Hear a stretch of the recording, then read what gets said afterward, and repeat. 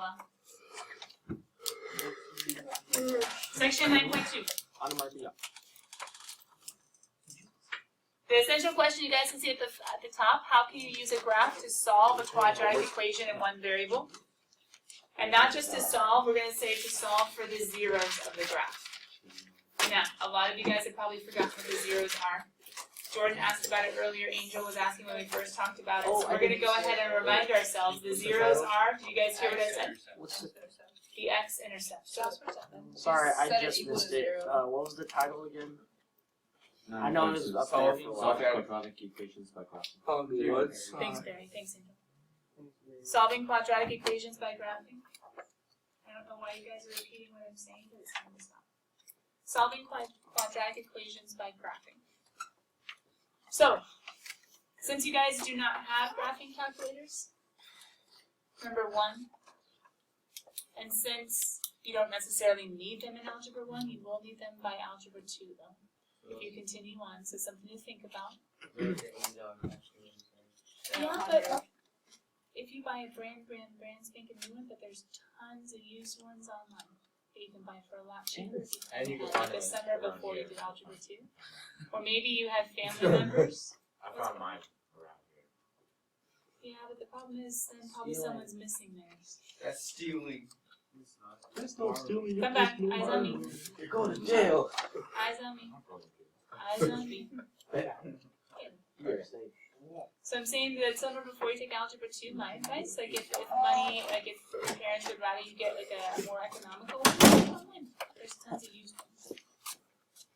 Or if you have like a big family or something, I always ask if someone not using theirs, because when kids go to college professors don't really like calculators. Some do, like in engineering, if you go into that, they use calculators all the time. But for other majors, they want you to kind of have like the mental math down, and so they don't allow any calculators. So some of your older like siblings or cousins or something like that, maybe even aunts and uncles might have a random ones flying around. Alright, so zeros of the graph, x-intercepts. We've seen this a couple times. You've seen it once with me for sure, and then last semester you've seen it as well. X-intercepts, what does intercept mean? Place on the line. Intersect, the axis. Which axis? We'll look before. X.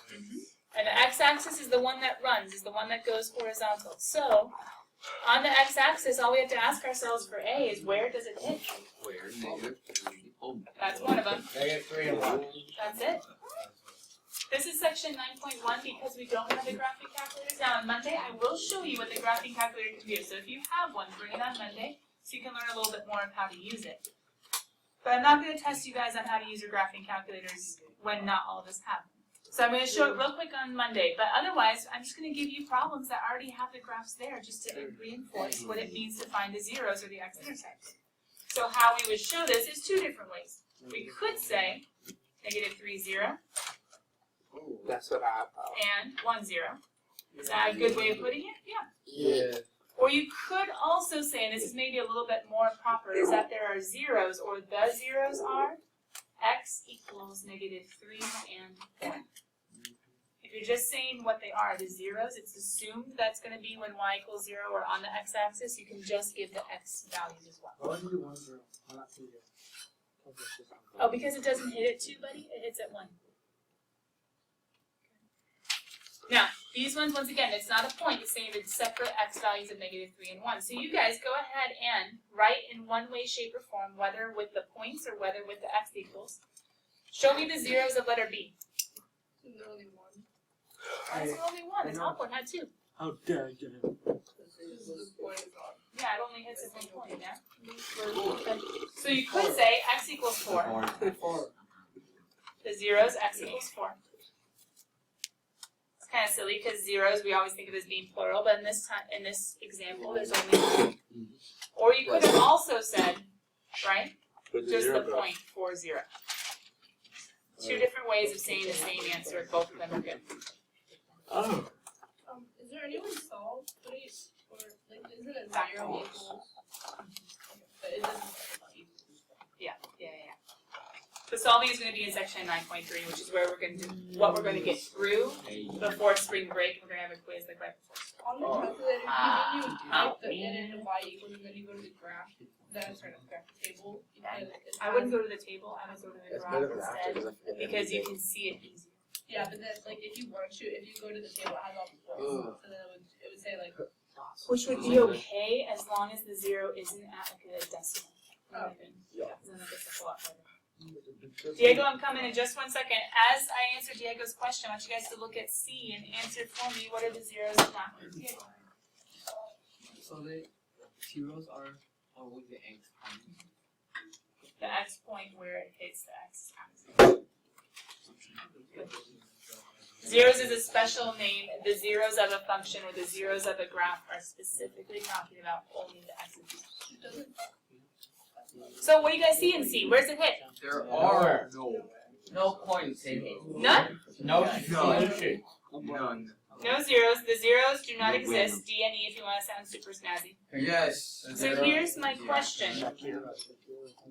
How many zeros does a parabola have to have? Oh, At least one. it doesn't have to have one. Does it Two. have It's to a have? parabola, but it's not deviation. 500.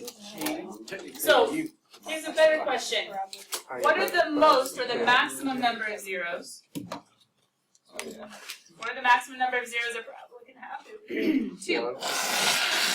Because once it goes through 2 times, is it ever going to come back? No. No, a parabola by definition What'd you keeps get going. last semester in math? So the most number of zeros.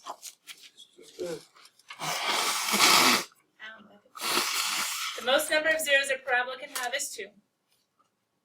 The least number of zeros a parabola can have is Zero. none, because it could be above the axis if it's concave up and it will never hit. Or here's my axis, it could be above and never hit. Or what else could it be? Below and never hit. And what is the special way that a parabola can hit only once?